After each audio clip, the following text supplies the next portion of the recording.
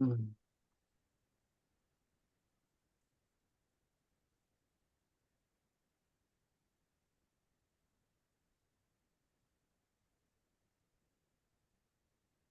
Just a quick aside, did anyone catch Aurora yesterday? Apparently there were some reports. Lots of clouds. Yeah, that's what was happening here. And also pretty far south for Aurora. Yeah, in Utah we were clear, no clouds, but also no aurora. So I don't think it got this far south.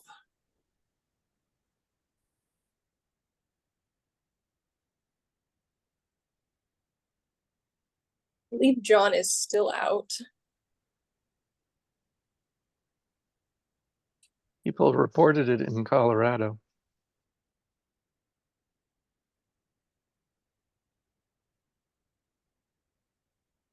Let's see. As far as I've heard back from Dr. Zorman, on the Grape 2 part of the redeployment, part of this should be in progress. And then if anybody else needs to send back in a Grape 2,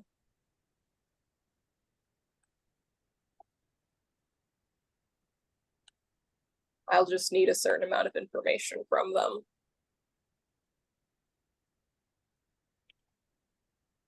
But I don't know if Andy's on. But I know he's probably been waiting on a reimbursement forever. And supposedly that is in progress. And that is all I can really say on that.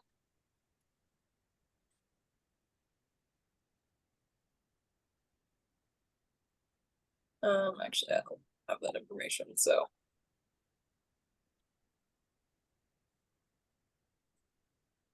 If anybody else does find themselves in need of shipping back a Grape 2, talk to me or John about it, and then we'll need this information.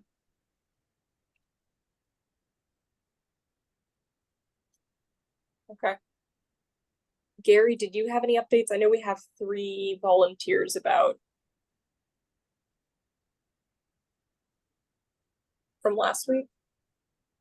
Yes, we're up to 4. We've got 4 confirmed homes for the Grape 1 DRF to be redeployed. I'm working on the 5th. The last 2 people I've contacted haven't answered me, so I'll probably go out to another one yet. I think some of these will need antennas as well. I know Bob W1XP said he had more materials for antennas, so he and I can discuss that offline.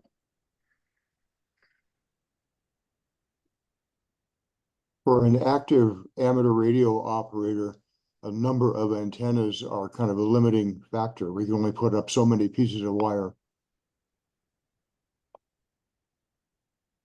We can, for these receive-only stations, we can provide splitters and preamplifiers for people who are running multiple systems.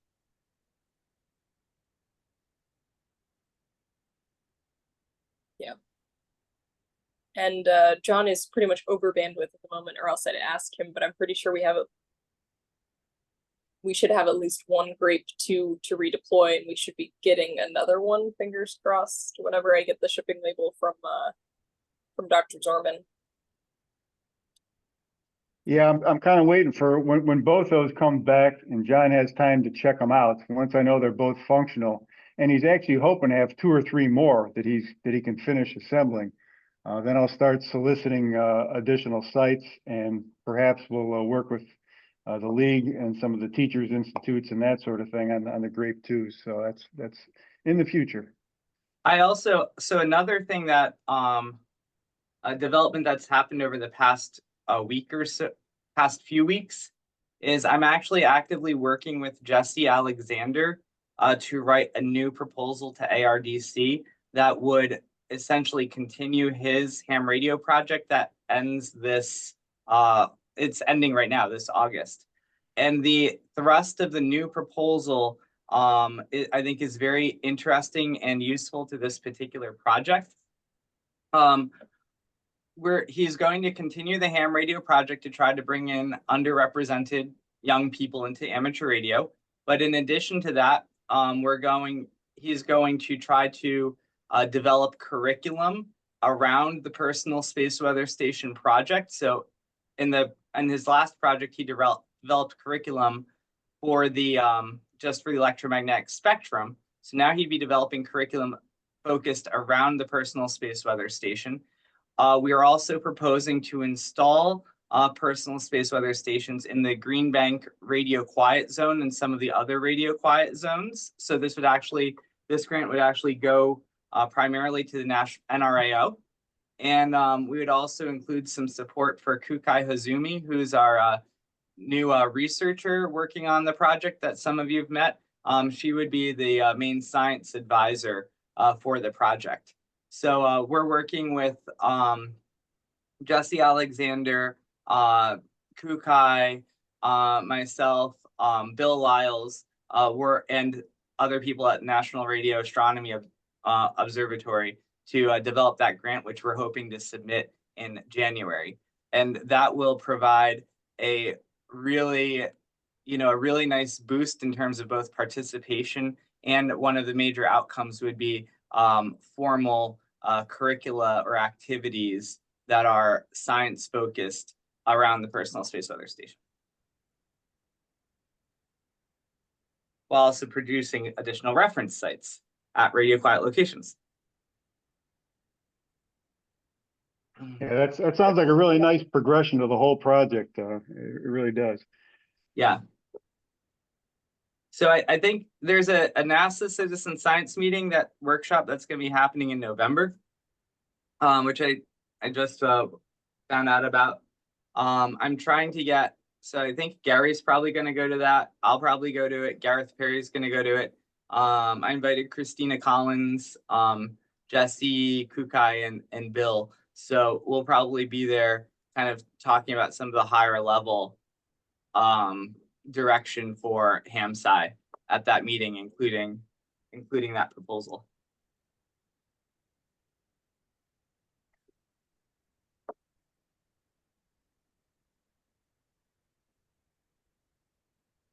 Okay.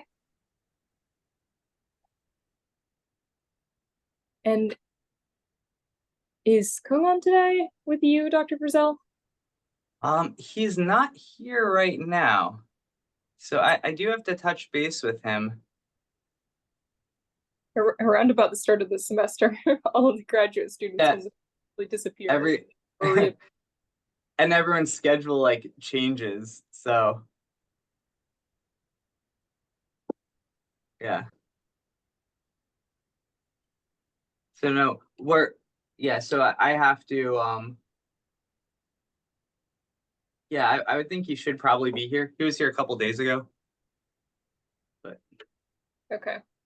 Since John has also been out for most of the summer working on the W82 Tower project, I really haven't heard any updates on this since July about. So. About which part? Uploading the Grape 2 data. Yeah. So getting data from the eclipse, Yeah, so I definitely need to touch base with Kung about that. I can send him a message and ask him if he's coming on. Yeah.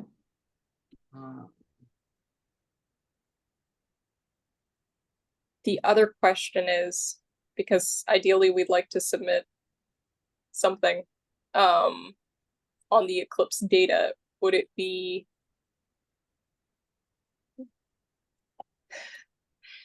should we consider submitting it without any Grape 2 data, just using the Grape 1 DRF data? What is this for? For the paper? Oh, no, we should definitely use Grape 2 data. Absolutely. We should use Grape 2 data. What's that? I just don't have any Grape 2 data. Yeah, we do have Grape DRF that's been uploaded to Bill Engelke's site, so we should start using that too. Okay, is that for grape 2? It does, it's all, so just consider it, don't worry whether it's grape 1, grape 2, grape DRF. You know, they're all contributing. Yeah, I just kind of hope to see that tape. I don't know. It's No, okay. I totally agree. But really, we can't, we want to use all of the data that we have from our project, whether Yes. it's from Whisper, the Whisper Demon grapes, or the grape 1s or the grape 2s. We need to use whatever data most helps us tell our story scientifically. Okay. They're And all oh. they're all part of the Personal Space Weather Station project. Yeah, and on an unrelated but kind of related note, I think there's a call for GRL papers specifically on the May 2024 storm. Okay. In my opinion, I think, so as you can see from my experience with writing this GRL, it takes a long time to get this done right and to get it through. It is very tough. I think for our particular grant, like our grant specifically has a mandate to focus on the eclipse. I think we should really focus on doing a good like JGR or Frontiers article. And I think that will give us the space. We're not going to run up against space limitations that we're going to hit with GRL. Yeah. And that's going to help a lot, because I can tell you right now, doing this GRL, I'm very limited for space. And so I have to be very careful about how I present things. And that has led to me spending an incredibly long amount of time on certain things. So for instance, I have, I'm going to share my screen for a minute.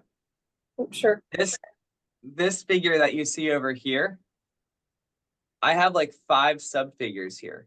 I have probably spent a good, literally a good full work week just trying to get all of these things lined up correctly. I can believe it. Yeah, to go into one single figure. And one of the reasons I had to do that is every figure in GRL costs 500 words. If I put all of these sub panels together like this is just 500 words against my word count. If I were to split this up, if I were to do this ray trace separately and do it as its own figure, it would take me much less time and it wouldn't impact my word count nearly as much. I mean, it would take me much less time, but it would, dramatically impact my word count. So, and there's a lot of times in the GRL where you really have to make those considerations. Yeah. Quick question. You've got 5 different figures here. Is it possible to take and expand one of those figures to see more detail? I have them plotted at a very high resolution. Okay. So you can zoom in. Oh, thank you. Yes. Yeah. So even though it's all one image, you can zoom in a lot and you can get tremendous detail. Wow, Yeah. So anyway, if another nice thing about doing a Frontiers or a JGR something longer, we have a lot of different people who have different interests on this call. And so let's say Rob Robinette or Gwyn Griffiths, Gwyn does amazing job doing analysis. Gwyn is incredible. And if we do a JGR, you could just be like, Gwyn, here's a whole section that you can write and you can put your own figures in, and he can do that. And that'll help to fill out your paper, And then you could write a whole section that just, looks at grape 1 data or grape 2 data. And you have a lot more room to kind of split the paper up into these kind of little subsections that different people can contribute to somewhat independently. So I think it's going to be a much easier way to go. That's fair. Okay. I've spent a lot of time thinking about this as I've been sitting in coffee shops over the last couple of weeks, stressing about how I'm going to make the word count on this GRL. You have editing potential, Nathaniel. Well, thank you, Ward. It's a big compliment from you. I sense your pain. I just want to check the caffeine levels in his bloodstream, that's all. I strongly believe the definition of a scientist is a biological system that turns caffeine into new knowledge. For mathematicians, it's coffee into theorems. Yes.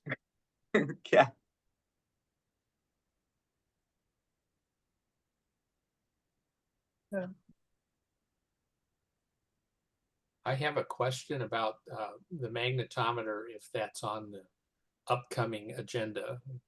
It can be. It can be. Okay. It's a very, very short question. Actually, it's a long question in a short form. How long can the Ethernet cable be between the Grape 2 and the magnetometer unit? I think that's more of a question for Dave Witten, or John Gibbons. I can tell you that at my house, I'm running one that's about 300 feet. Okay. I've got a spot on my property I can put one, but it's going to have to be at least 200 and maybe 300 feet away from the house. Okay. I'll send an email to David Witten. Thank you. You're welcome. Nathaniel, 300 feet of what kind of cable? RG, no, not RG. Cat, I'm using Cat 6E, I think.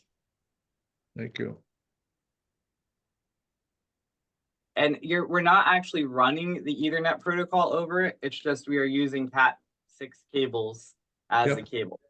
Good cable. So what is the actual constraint? Is it a voltage drop issue, or? I think it is a voltage drop issue. Because I think you're only using 2 pairs, right? I believe that's correct. So, yeah, I mean, I have a similar, I need to get mine maybe 300 feet away. I'm wondering if I can cheat and just pair up the pairs to halve the drops. You might be able to. I do think Dave Witten will be able to give you some good technical, a good technical view of this.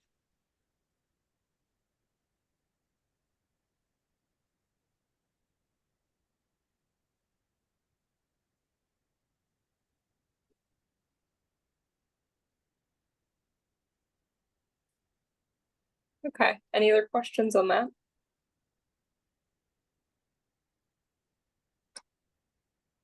I think we should probably see if there is update on the repository stuff. Is Bill Engelkey on? Bill Engelkey is on vacation until September 6th. That is fair. I also know that he should be getting students back soon-ish.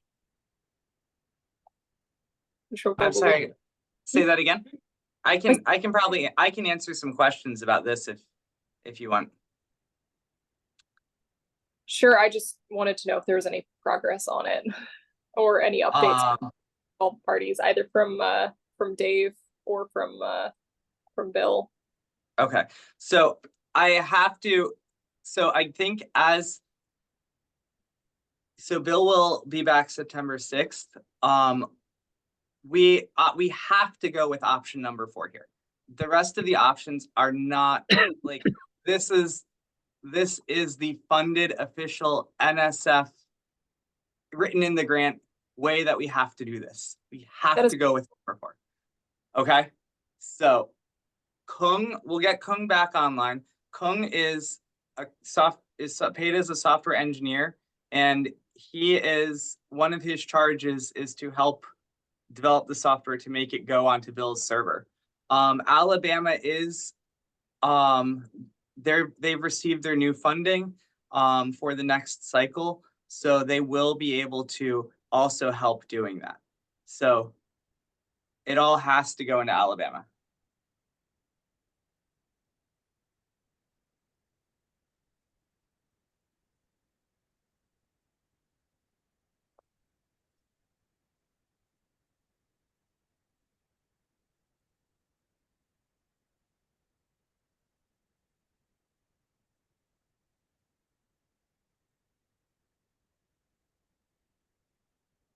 Okay.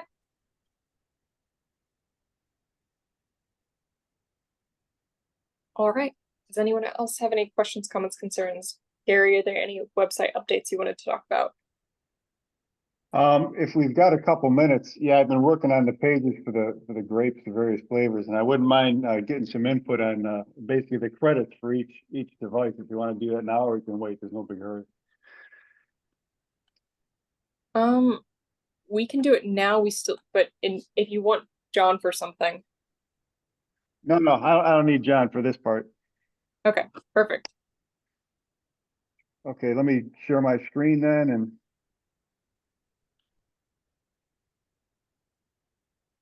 okay. So just as a refresher, the old personal space weather stations are getting kind of stale. There's a lot of mention of the Tangerine SDR site and so on and so forth. So I'm kind of took a lot of the content, which was still valid and accurate, and just kind of redeploying it. So we've got an overview how to get involved, and then pictures of the components. The thought is we bring more people on and introduce the project to more people. They can come to this landing page, and we can tell them, you know, go look at whatever and click on it and go. So, and simply, the Grape 1 FL Digi, John and I are going to work on the specifications at a later date. But I wanted to discuss here and make sure I've got the credits right. Each particular element of the PSWS is a little bit different. One of the things I did, I'm glad you mentioned MIT this morning, Nathaniel, because I had just recently updated the graphic down here to include all the institutions, including Haystack. So that was prescient of me, I guess. But the paragraph I want to focus on is the credits. So the Grape 1 FL Digi, the very first one, which, by the way, people are still building, which is great to hear. I've got John as the designer, obviously. I was poking around in the plotting software the other day. David, I saw your name in there as having written some of the software that's used for the Grape 1 FL Digi. I know Bob Benedict did some of the plotting routines for the graphs that come up every day. So I think this is adequate for the Grape 1 FL Digi. Just for the if I'm missing something, let me know and I can add them. But I just want to make sure we're good with this before we publish this.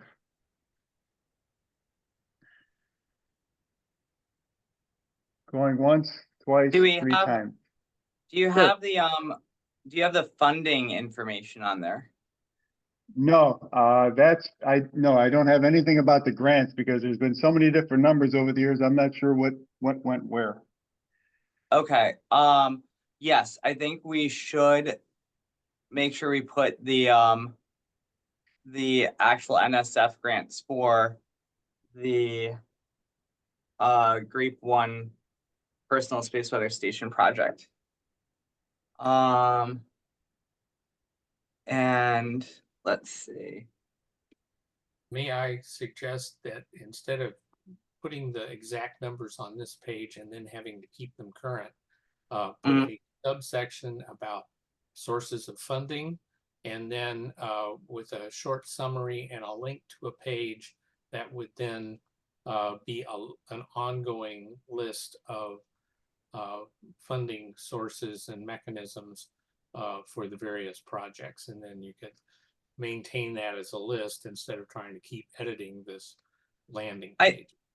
I think we can do that, but I think we can also for this particular one, for the Grape 1, we can specifically point to the first personal space weather station one as like what started it.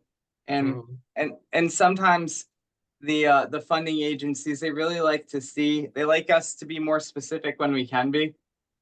So I think that's some feedback I've gotten from program officers and people like that. Yeah, I know they like to see their particular work. You know, we could list funding agencies on this landing page.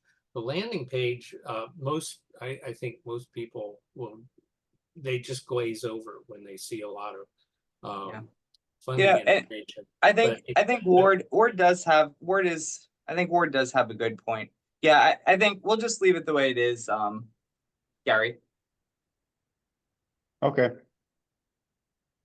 All right, let me back up. We'll pick the next device. And then if some program officer taps me at a meeting sometime and says, hey, why isn't this there? Then I can go fix it. Yeah, make it easy to find it. Yeah. Say, hey, if you'd like to know more about how our funding works and the specific grants associated with these projects, click here. And Yeah, it's I one click away. I think that's a really good idea. Okay, for the DRF, the pages, of course, the format is similar and whatnot. The credits for this one, again, I've got John, as obviously the Grape One designer. But if I remember correctly, Bill did a lot of work with the DRF to get that stuff formatted, the plotting, obviously, the server in Alabama. I know he had a couple of students with him. I've seen some names on a few of the other presentations. I want to make sure I'm not missing anyone for the Grape One DRF.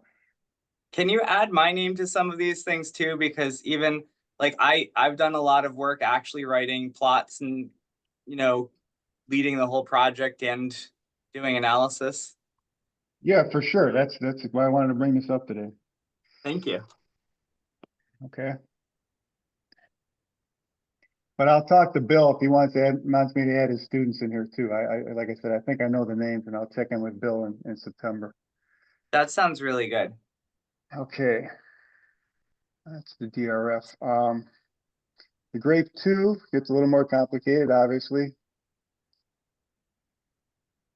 We've got some more things on the page. So obviously we've got John again, Bill Blackwell and Kung, of course, were keys in making the Grape 2 function.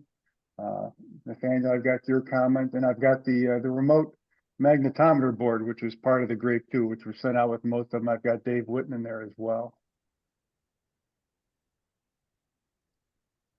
Hey, So, Gary, yes.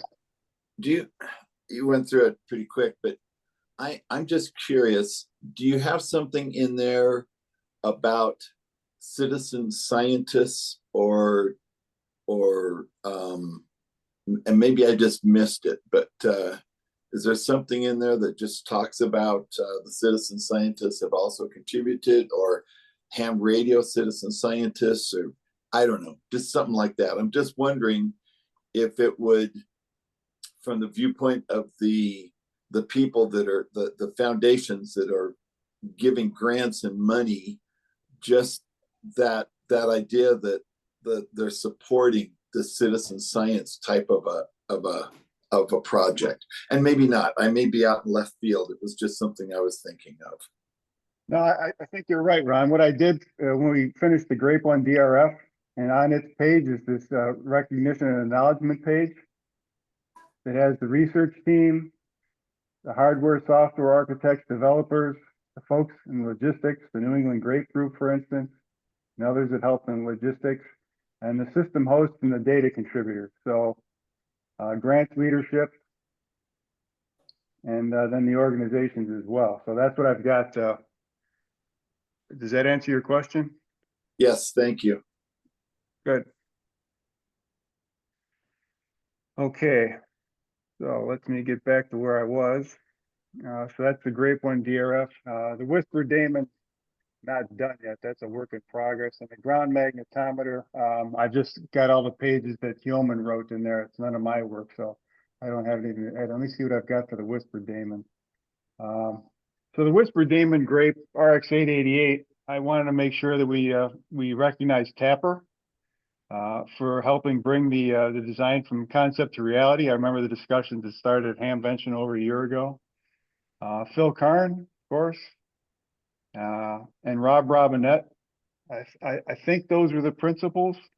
Yeah, Rob Robinette was really I would actually kind of put Rob Robinette up front a little more. He really was the one that said, okay, this is what's going to make this work. And his team is the one that he led the team that actually implemented the code that gets the grape-like data with the Whisper Demon system. So I think he's really key there. I don't think there's an E at the end of his name. I always do that. Thanks. Yeah, and if Rob's on here, he can, which he is, he can also speak to if there's how he feels the credit should be done. That's fine. No E at the end, just two Right. T's. So, Right. but thank you. Wherever you want to put me, it'd be fine. I stand on the shoulders of everybody else, really.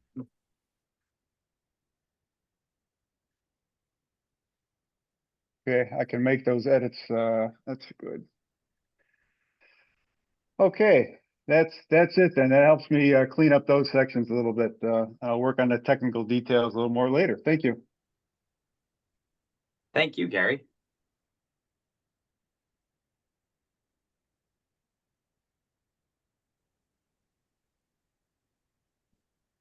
Okay. Does anyone else have anything they'd like to talk about today? I think it'd be good to. Is there anything else on the agenda, Rachel? No. No? Oh, I think we should keep this discussion going about the paper. Okay. Okay. I want to start seeing some outlines and some plots, and I really want to see this paper come together. So Okay. I can send you, well, I should probably update the overleaf and make sure it's set for not GRL now. Mhm. And look into some things, but I can send you the overleaf. I think I would like to see that become a regular part of this Telecon's discussion, because I think this is where we're going to, you know, ultimately you're going to be the first author, but I think, you know, we all want to help you bring this together. Yeah. I'm not sure, because I assume that if we're not doing the GRL2, we can have a lot more authors on it. And I was kind of just going to open up to whoever, but Yeah. I also think they don't necessarily need to do a lot of the writing per se. Right. Well, we read it in a lot of other ways. We should really start with an outline, and we can start that right now. I mean, well, we have the outline from. Okay, so why don't you bring that up? Oh, okay. Let's see. Actually, I can pull it out of the old. That's LaTeX formatted.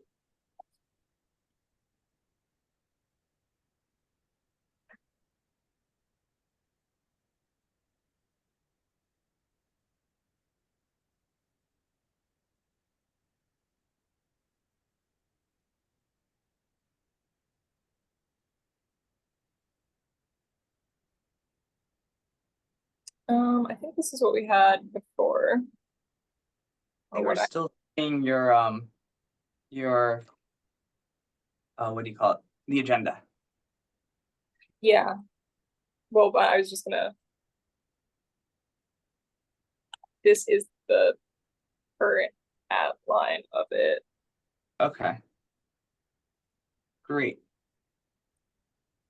So why don't you walk through what we have so far?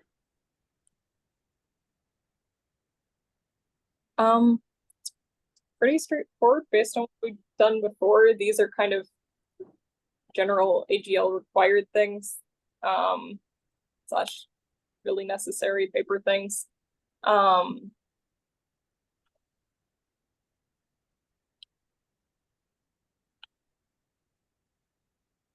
let's go down to the sign. Let's go down. Yeah, I know that boilerplate stuff at the top. Let's start. We've got the science questions. What I want to do is I'd like to have we want to start kind of giving assignments out to say, okay, we want to see a figure that addresses this science question, or what figures address this science question. We want to start actually coming up with figures here. Okay. Yeah, either figures or data tables or something. We actually need to start addressing this stuff.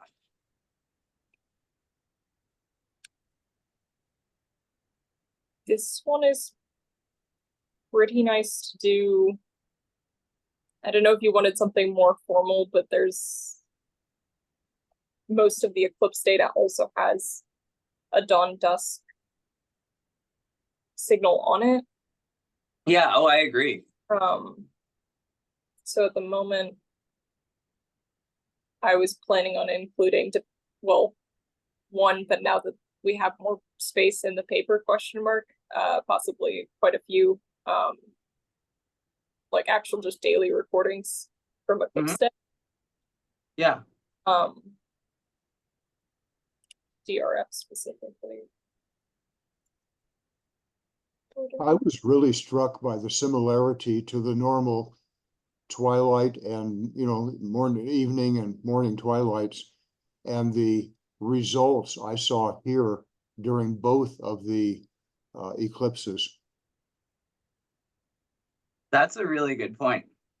The old original Grape data is just really good at pointing that out. And that's one thing I showed to the group when I presented at the local Hamfest about the science that we've been doing. I completely agree with that.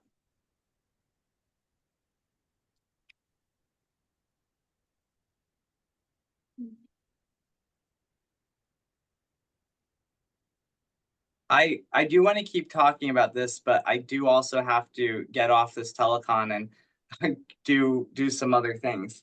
I have class at 11:30. And you have class. So I think